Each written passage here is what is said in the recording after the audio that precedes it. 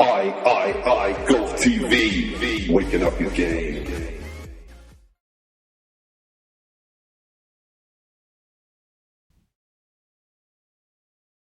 The first thing is, I felt truly calm when I went out to play. And that largely came because I didn't drive to the golf course having all this self-talk. I didn't go to sleep the night before thinking about the game of golf. You may have heard about living in the moment, and I think living in the moment is a really interesting concept if you understand it correctly. But most people don't. Most people wish to be living in the moment. And the truth is, we can't live in any other place. It's just whether or not you choose to be caught up in your mind, choose to be caught up in the thoughts that surround you. And if you do this, you're never really living in the moment. What I began to understand is that as soon as I stopped the full self golfer or the full self person talking to me, I didn't have to be so wrapped up in what I was saying. One of the simplest things that I began to do was stop answering back. Now let me tell you a little bit about this concept. That means when a question is asked to you, for example, David, are you going to play well tomorrow? Now this was a question that I'd asked myself, and I would go into reasons of why I was going to play well, why I thought that I might have an opportunity to go out there and hit the ball well. And I would start this dialogue with myself, and it would be never ending. Any time of the day I could be doing anything, and this voice would come up. What am I going to play like? Did I practice hard enough? What if I start to continuously talking to myself? And I would begin to engage in this dialogue. And what I realized is once I stopped answering that question, I used to say to myself the full answer. Now I looked at it and I said very simply, no thank you. And that was the end of the thread of conversation. So when a voice came up and said, David, will you play well tomorrow? I would simply say, no thank you. I wouldn't engage in the drama that the full self golfer wants to bring you into. The true self golfer just wants peace and quiet. It wants calmness. It wants serenity in your life. It doesn't want this endless chatter. So try this the next time. When the voices come up to you, when it asks you how you're going to play, just say no thank you. This is such a different type of nature. What I notice is when I free myself from these voices, I'm able to open up and begin to learn more and more. And one of the things that I also want to share with you is beginning to be in the moment and beginning to play golf from a true self nature stops me having to think about and imagine what will happen in the future. It also stops me having to live and replay past moments. So think about that. If I don't live in the future and I don't live in the past, I'm now in the present moment. I'm now right here with you. I'm in front of this camera and I'm sharing this experience with you. I'm not thinking, what will they think of me? And that is such a big factor. And so to be in the present moment, there's so little fear here. Fear really only exists when I begin to project on what I think will happen. And if that doesn't fit in with the self-image that I have, that is what creates fear. So if I stand on the first tee and I think to myself, well, what if I go right in the water? Then I start to figure out how that might make me feel, and boom, fear is connected to that thought. And then I'm wrapped up and I'm tied up with that thought. Whereas if I stand on the first tee and I have a thought like, what if I go right, and I say no thank you, no thank you. Now this is also something that I want to share with you. I began to use a physical aid of waving away this thought. So the thought would come to me, what if you hit a bad shot? And I would say no thank you. I would say no thank you. If you think about an iPhone and how we can scroll through number after number of our contacts, well, I think about thoughts being very similar to that. Thoughts are coming to you all the time and you're scrolling through them and your brain is jumping on ones that really are going to create drama. And what I noticed is when these thoughts come and they want to make an impression on me, I just scroll past them. I just scroll past them and I stay free. And that is what I'm talking about, having a different relationship with freedom here. If you don't connect, if you don't identify with these thoughts that are coming to you, two things are going to begin to happen. Number one, you're not going to be living in the future or the past.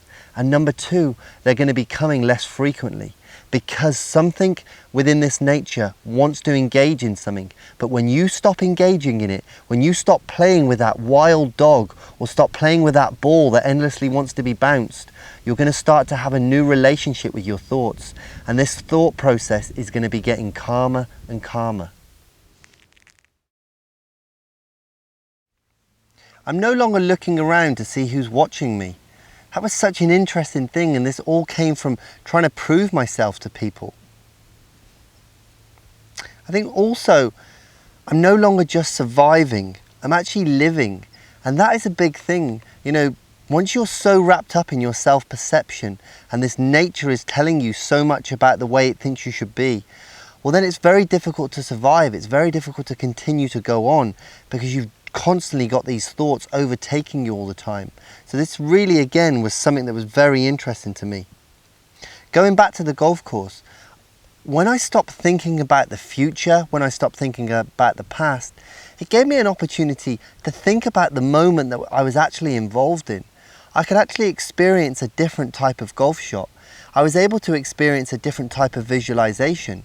Now you'll see in lots of my videos that I talk about visualization.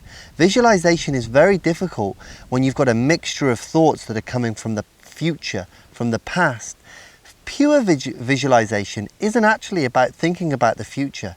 It's about projecting something onto you of a way that you're going to think, something that you can relate to, a relationship with what is going to happen, but it's not yet thinking about the future. It's a very clever way of thinking and a very different way of thinking, and that is what I want you to understand. A normal visualization process is all about future and past, but this is something very different that I'm talking to you about.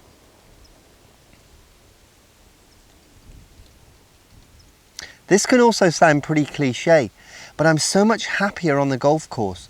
I have so much more joy playing this game. I don't feel that anger when I hit a bad shot. I mean, anger to me is just a lack of information. Anger is when you've got to a point where you've tried everything else and nothing's working.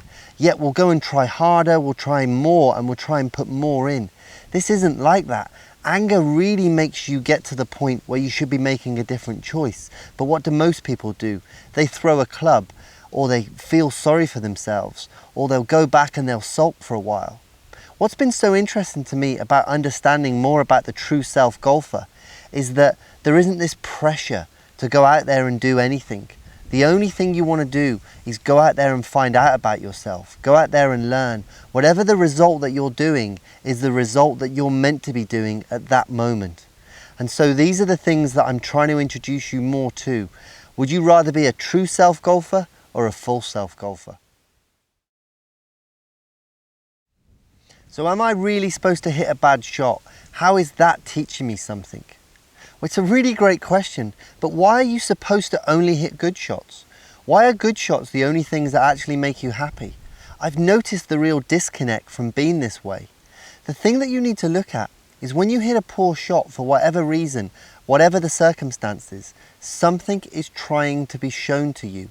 And it's only your resistance, your failure to open up to this message that really makes you angry. If everything you do, you stood back and went, what am I supposed to learn from this? What am I supposed to see about myself? That then is a new relationship. And what I see is when you begin to do this, things then start to happen. Well, I'm a big believer now in that when you resist something that happens to you, it's going to continue to happen until you see that you need to learn or you need to change from this.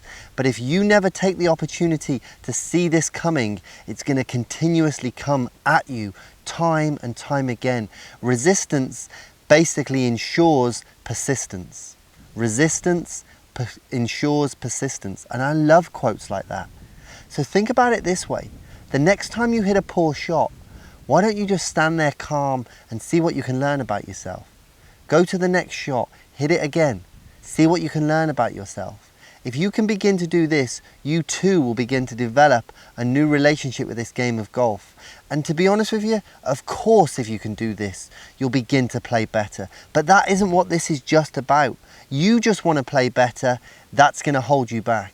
If you want to learn about yourself and go on a different kind of experience and journey, then that's what I'm really talking about.